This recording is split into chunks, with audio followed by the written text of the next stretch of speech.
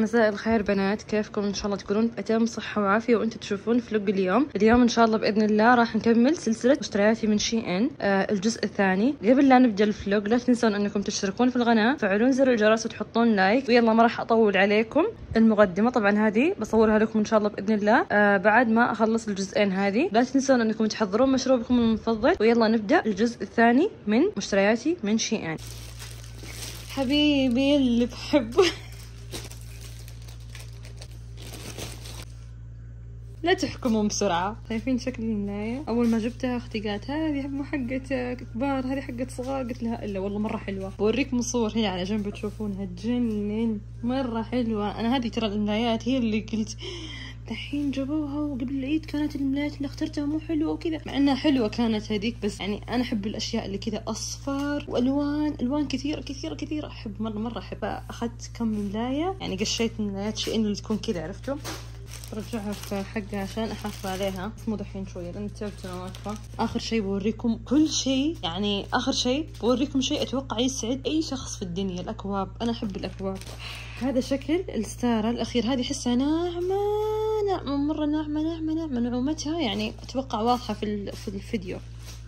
رمادي كذا والوانها، يعني شايفين الوانها جنن، مره حلوه ان شاء الله باذن الله بتجي فيديوهات مره حلوه. هذه نفسها هذا الشكل وريتكم قبل. شوف الحلاوه شايفين كيف شكل الملايه؟ عشان كذا لا تلوموني شكل الملايه بشيء يعني. خلوني اوريكم صورتها. هذه صوره الحاف والمخدتين، طبعا حاطين لوجو. هذا الماركه اخذت منها قبل، حاطين هذا اللوجو يعطي شكل مرة حلو للحاف وكذا. جهة سادة وجهة كاروهات. أحس الكاروهات يذكرني بإيكيا، يذكرني بأماكن زي كذا.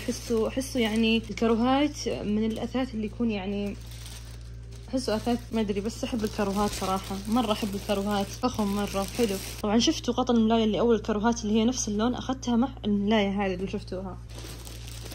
كمان أخذت هذه الملاية جوي وأجوائي والله العظيم جوي وأجوائي. المهم الطلبية كلها عبارة عن ملايات. هذه الطلبية أخذتها قبل أجواء العيد اللي دحين قاعدة أحسها. احنا اليوم 23 ذي القعدة، فالملايات هذه أخذتها قبل مرة، يعني يمكن شهر 10 كذا بجري. طبعا أخذتها على أساس إني أنا كذا أبقى أغير نفسيتي يعني بالأشياء اللي أحبها. من الأشياء اللي أحبها وتغير لي نفسيتي الملايات. أخذت هذه الملاية اللي هي كاروهات برضو نفس الشيء، فيها صورة أرنب، فيها والله العظيم شخصيتي يعني مرة أحب الأشياء هذه. بس مستحيل أقاومها. أنتم مستوعبين يعني الأشياء هذه لما أشتريها مرة حلوة. طبعا هذا من الأشياء اللي اشترتها أمي وحبيته مرة لما شفته عليها، مرة حبيت شكله، يجنن صيفي وحلو مرة. فأول ما شفته عند أمي طلبته. مقاسه سمول أخذت أنا. ليه؟ لأنه اللي قبل طلبتها، اللي هي قبل رمضان طلبتها، أحس في أشياء مرة كانت كبيرة منها، مرة كبيرة يعني مرة كبيرة. فأخذت هذا المرة سمول، حلو مقاسه سمول مرة حلو. في أشياء لما شفتها كانت عادية، فلما لبستها حسيتها مرة كبيرة، ناعم وحلو. الناس اللي يحبون ثياب الخيط الباردة لا تخافون من هذا القماش، مرة حلو. كمان أخذت اللون الأسود منه اللون الأسود منه مرة حلو هذا اللون الأسود برضو من الأشياء الناعمة الحلوة الباردة، تصلح للبيت. هذه وريتكم شكلها كاروهات. هذه كمان وريتكم شكلها اللي هي الستارة. آخر شيء هذا الخاتم برضو، شايفين شكل الخاتم مو ذهبي، كيوت وحلو. نجي لآخر قسم والأحلى قسم والشيء اللي مرة أحبه مرة أحبه. فشيء إن بالفترة الأخيرة مرة تعمق في الأشياء هذه. جات فترة كنت أدخل في الإنستغرام، طبعا أنا يعني أكثر الأشياء اللي صراحة تشتريها هذه الفترة تأثير الإنستغرام مرة، بالذات البنات اللي ينزلون كذا ريل حلو يعني يكون كيوت وناعم، مؤثر علي الإنستغرام تأثير مرة قوي. فكنت أشوف أكواب مرة حلوة، أبحث عنها في كل مكان. كنت أبحث عنها في علي إكسبرس وكنت ألقاها، وسعر الشحن وسعر الكوب مرة يكلفني. الفترة الأخيرة شيء جايب كل الأكواب اللي ممكن إنك أنت تتخيلينها، كل الأكواب ترند، كل الأكواب اللي تشوفينها في كل مكان، عند الكوريين، عند البنات في الانستغرام. يعني شيء الفترة الأخيرة مبدع في الأكواب، وأقصاد يا سلام المهم خلوني اوريكم اول كوب. بسم الله.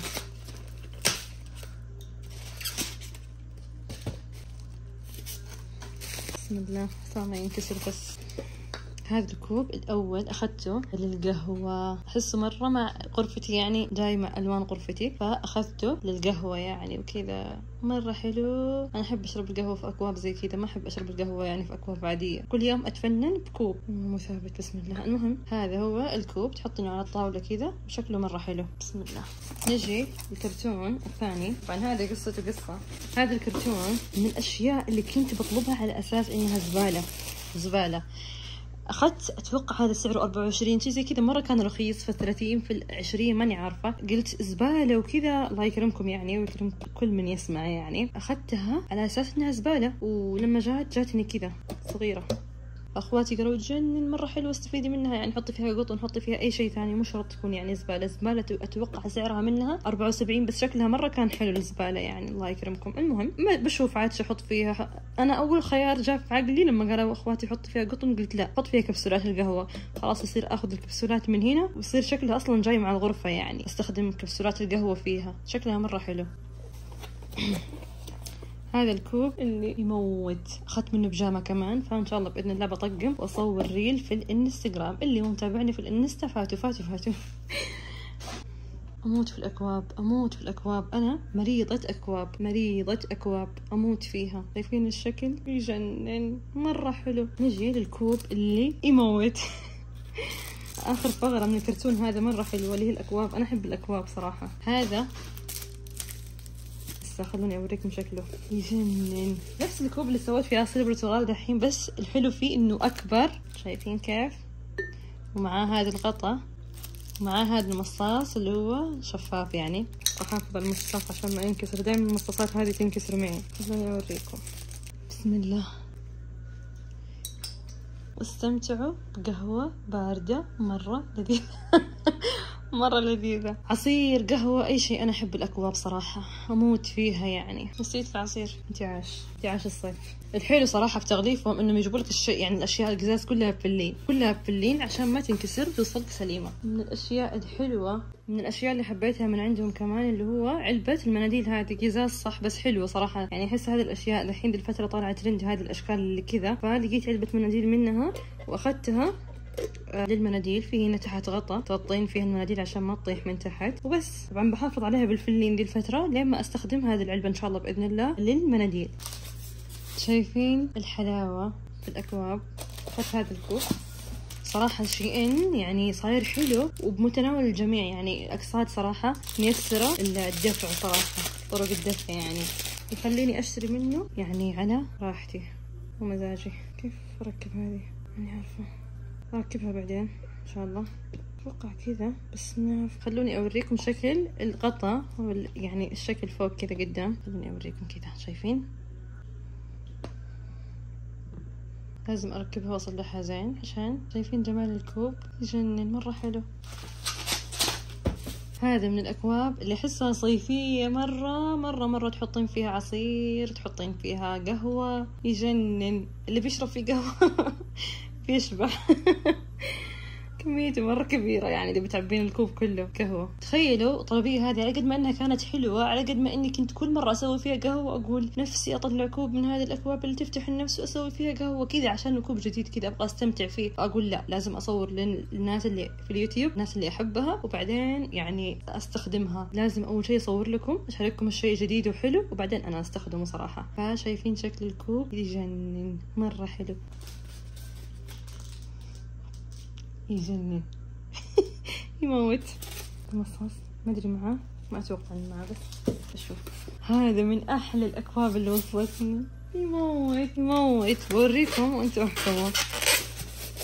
اكيد طلبيه صراحه، طلبيه مره كيوت ترى. حتى الملايات بنات حلوه يعني، لا يغركم شكلها كذا. بوريكم شكلها في الصور هنا على جنب. اتوقع اني بكتب اكيد طلبيه من شيئا. شايفين؟ هذا لازم احطه في الصوره عشانها فعلا كيوت. ايوه المصاص معها ترى، مصاص والله من جد معها. شايفين؟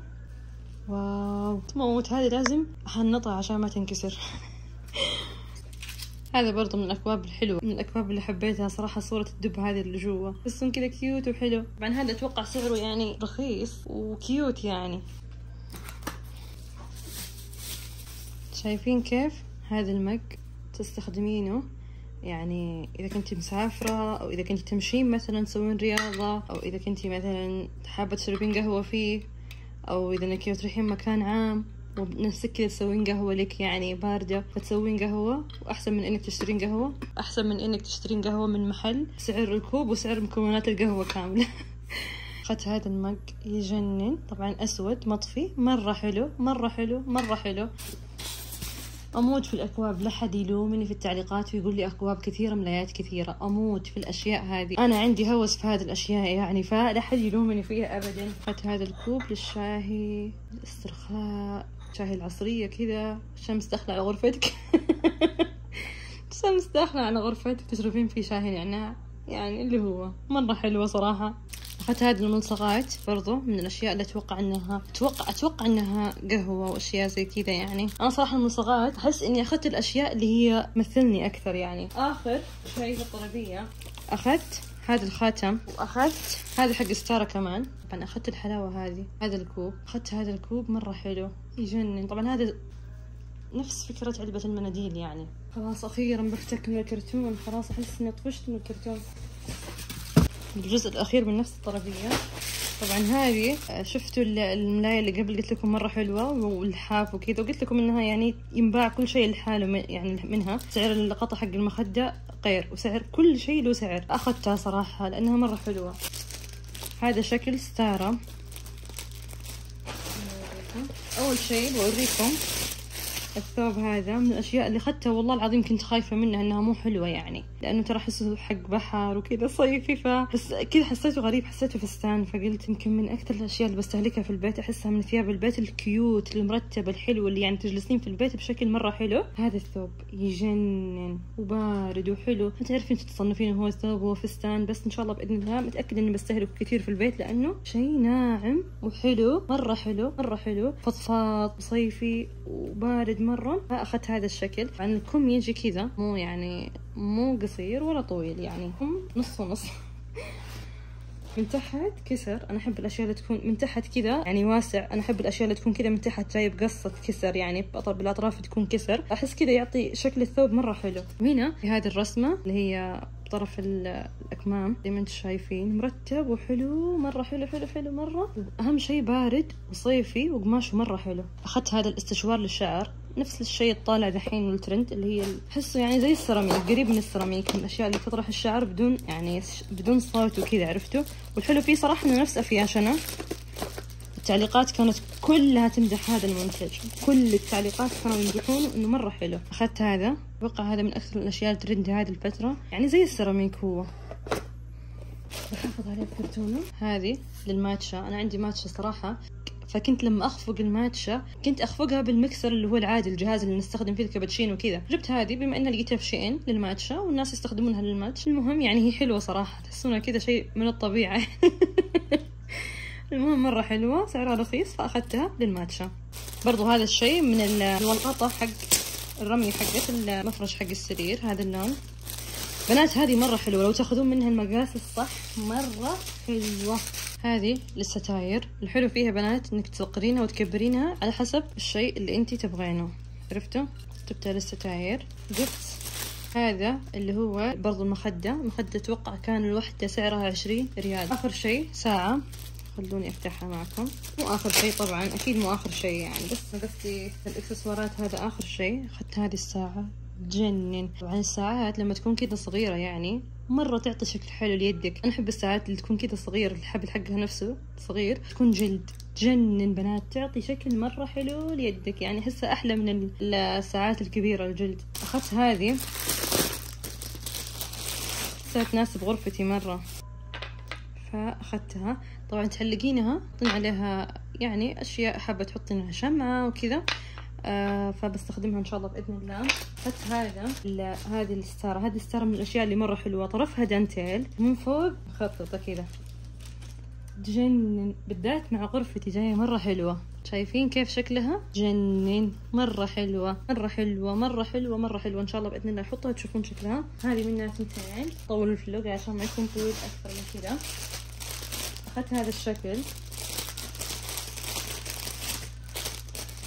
هذا اخر ستارة نفس الشيء ثنتين. هذا اخر منتج ستارة برضو جنن. شايفين شكلها؟ احس ركزت على الابيض بس حلو الابيض يعني احسه يناسب كل الالوان الابيض يعني صغير في بلون معين ملاية او كذا يعني عرفتوا لاية او غطا كنب. انا يعني غرفتي كلها الوان بس احب يعني اهتم بالتفاصيل هذه تكون حلوة يعني احب العشوائية بس احب العشوائية تكون حلوة يعني شايفين. فبس كذا اكون خلصت من طلبية شيئين اللي هو هذا الجزء بس بكذا يكون هذه كل طلبيتي من شيئين. اتمنى انها تكون عجبتكم واتمنى انها تكون يعني اتمنى يكون الفيديو هذا خفيف لطيف عليكم واتمنى انكم استفدتوا من الفلوج. بس اخر شيء حابة اقول لكم لا تنسون انكم تشتركون في القناة تفعلون زر الجرس تحطون لايك بنات اهم شيء لايك. اتمنى تدعموني في الفلوج هذا بالذات بلايك عشان ينتشر وعشان يوصل لاكبر عدد من الناس. اخر شيء حابة اقوله لكم عشان تستفيدون من اشترياتكم من شيئين انكم تحطون هذا الكود اللي بحطه لكم في شيئين ان شاء الله باذن الله يخصم لكم خصم مره حلو وعليكم بالعافيه كل المشتريات اللي اشتريتها. ان شاء الله تكون عجبتكم ان شاء الله تكون مشتريات حلوه وبس. ان شاء الله باذن الله تكونون بخير لين الفلوج الجاي اللي راح انزله وبس. سلام.